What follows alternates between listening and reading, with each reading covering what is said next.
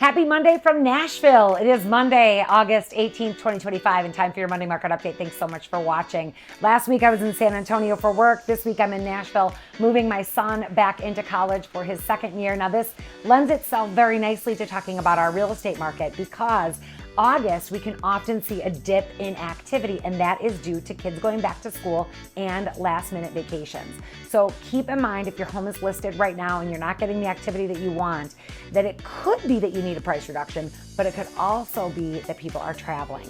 So we have our spring market, we have our summer market, we have our fall market. Summer market tends to see a dip in August, but then our fall market tends to see a little bit of a spike, a little bit of a surge in September.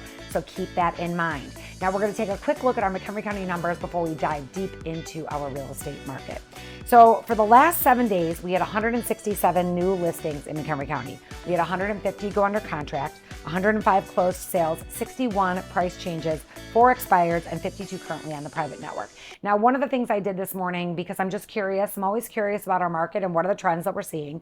And I looked back at the data that I have with me from 2022, 2023, and 2024, just to kind of compare what does this week traditionally look like, and are we really all that low? Because as we were talking about last week, of the top 300 markets in the country, 110 are seeing year over year price reductions. We are not seeing that yet in the Midwest. Now we have to be aware of those things because we have to be aware of the market that is coming, not the market that we're going out of, but the market that we're going into.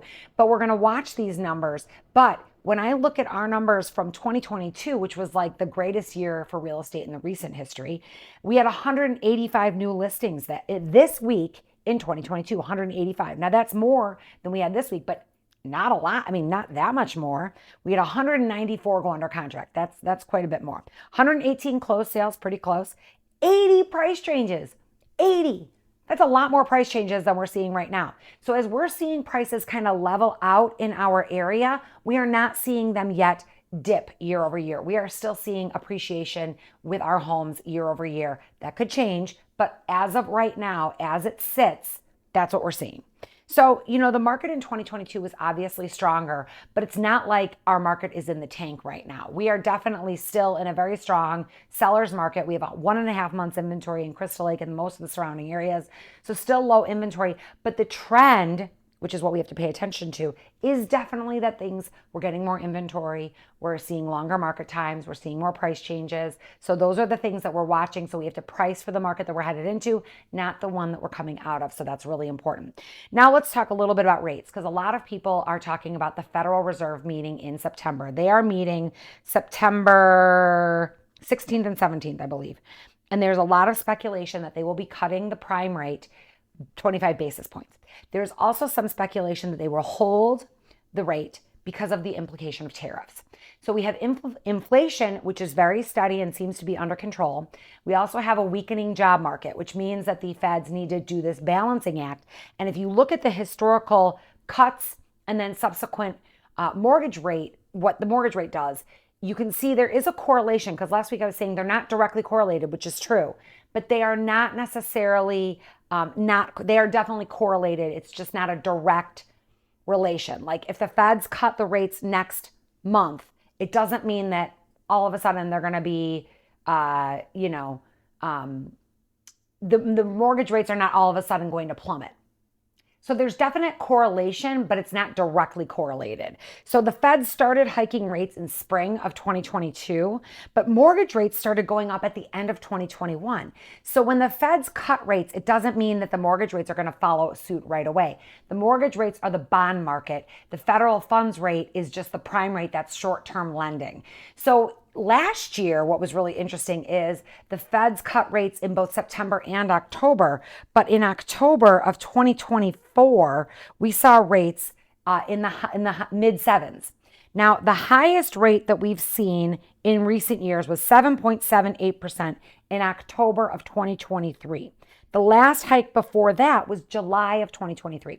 So one of the things that the Feds are trying to do is to lower the interest rates to spur building and have better affordability with housing without making inflation return to an increase. So it's this teeter-totter that the feds have to do. And sometimes there's a big lag between when they cut and then when the mortgage rates actually start to come down. So you have to be patient. Rates, one of the things I've learned recently is that mortgage rates go up very rapidly, but they come down very slowly. So if you're a seller, let's bring it back to you, or a buyer, what you have to remember is that, I'm going to come back to saying, it's always the right time to buy the right piece of real estate. You have to let your motivation and your life dictate your choices with your housing. You cannot try and chase this market, because whether the feds cut the rates in September and October or they don't, if you need to move, you need to move. And trying to time the market is almost impossible.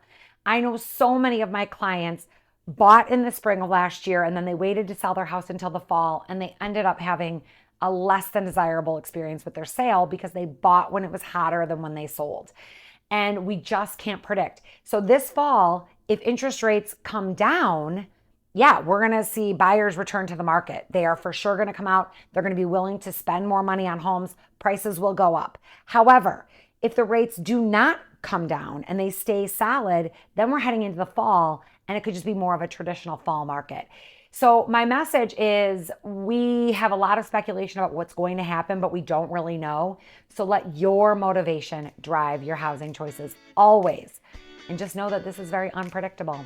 So hope that was helpful. If not, I'm sorry. Give me a call if you have any questions, or if you'd like to talk about it. I'm always here to answer your questions. Have a great rest of your Monday. Thanks for watching.